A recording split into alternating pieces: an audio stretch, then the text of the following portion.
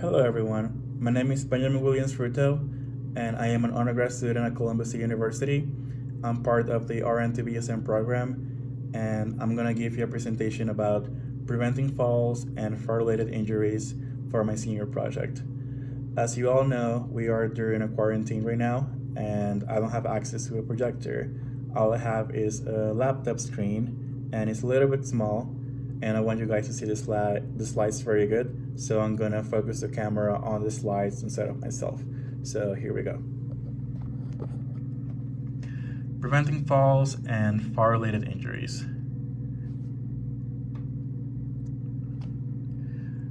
So, in summary, this presentation is gonna talk about how detrimental falls can be for patients and things we can do to make it better. So falls can happen to any patient, but they normally happen to older patients, ages 65 and older. According to the CDC, the fall death rates among older adults have increased more than 30% from 2007 to 2016, which is really high. Falls can also be very expensive for hospitals and other healthcare facilities. Each year, about $50 billion is spent on non-fatal fall injuries, and $754 million it's spent on fatal falls. Here's a graph from the CDC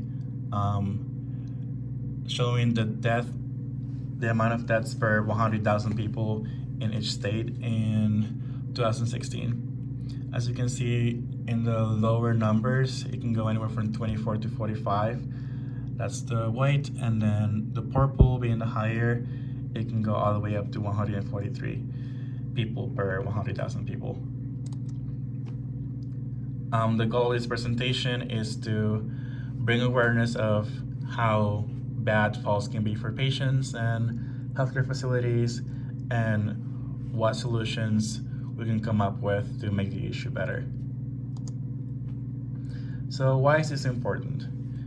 As we saw in the previous slides, there are a lot of people that are dying from falls or getting injured by them, and they're also costing a lot of money for both the patients and the healthcare facilities.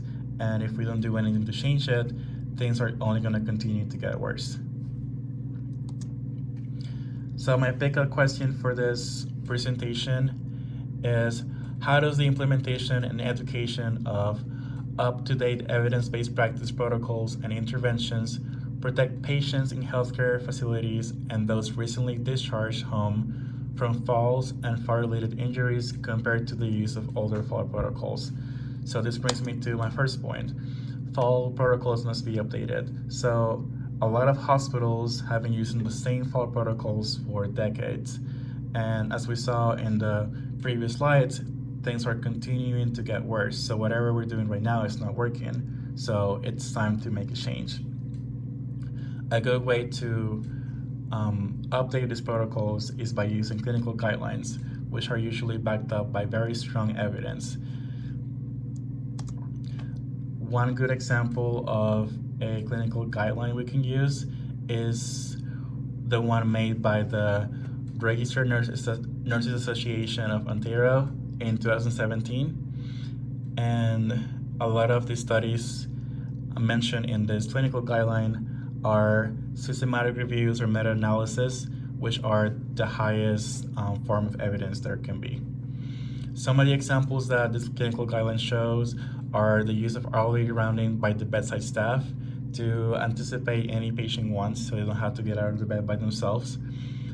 Discontinuing or replacing medications that increase the risk of falls and eliminate polypharmacy.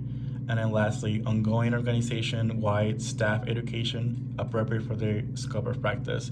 What this last one means is that usually a lot of the fall protocols educations are geared towards nurses and CNAs, those that are with the patient the most, whereas other disciplines like dietary and phlebotomy or x-ray techs, they are not really educated in this fall prevention protocols, and they should, as they also come in contact with the patient, even if it's only a couple minutes per their shifts.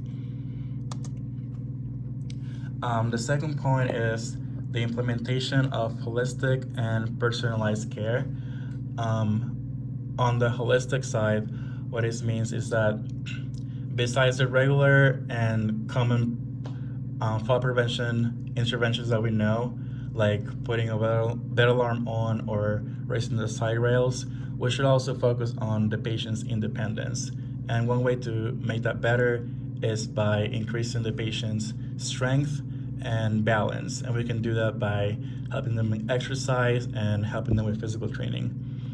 And then on the personalized care side, we can focus on how the patient learns. Each person learns in a different way. For example, if somebody is a visual learner, it would be nice that we could have a short video showing them the fall prevention things we can do at the hospital so they can retain it better. And lastly, accepting and preparing for the unavoidable. So even if we have the quote unquote perfect fall protocol, there are always going to be some falls that we can't avoid.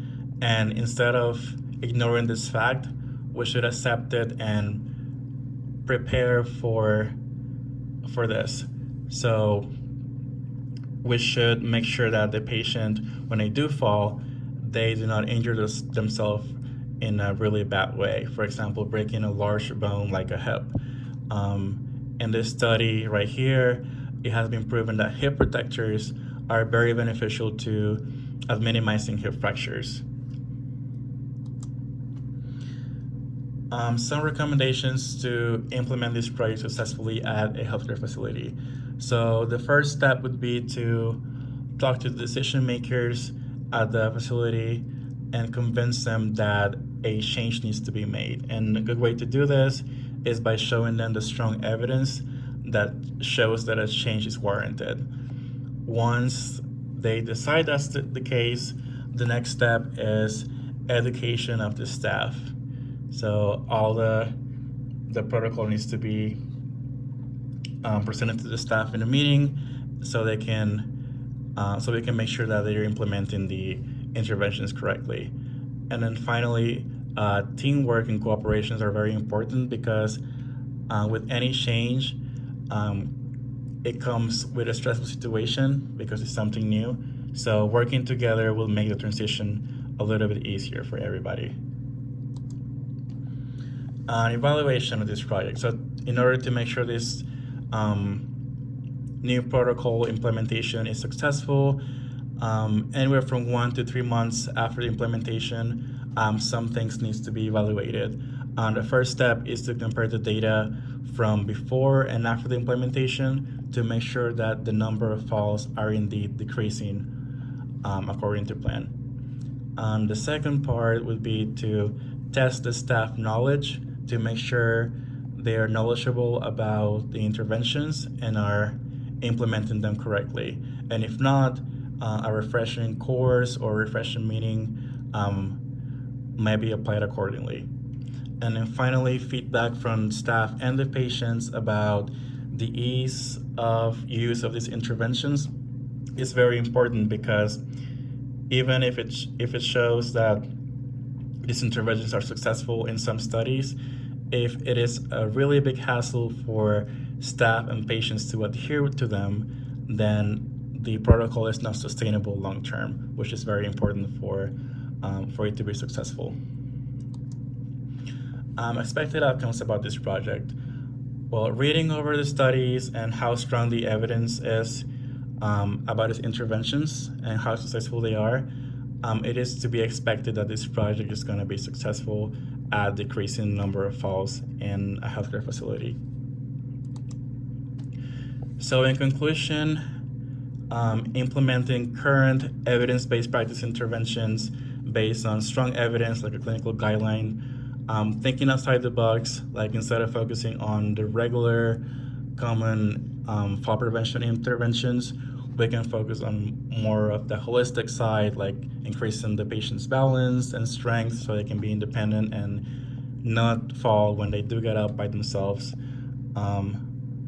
And also adhering to each person's preference when they learn something new. If it's a visual learner or somebody that learns by doing, we should take that into account.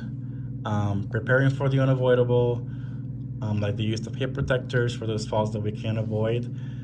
All these interventions are proven to be effective at decreasing the number of falls and the related injuries. Thank you so much for watching. If you have any questions, please leave them down in the comments down below. Thank you so much.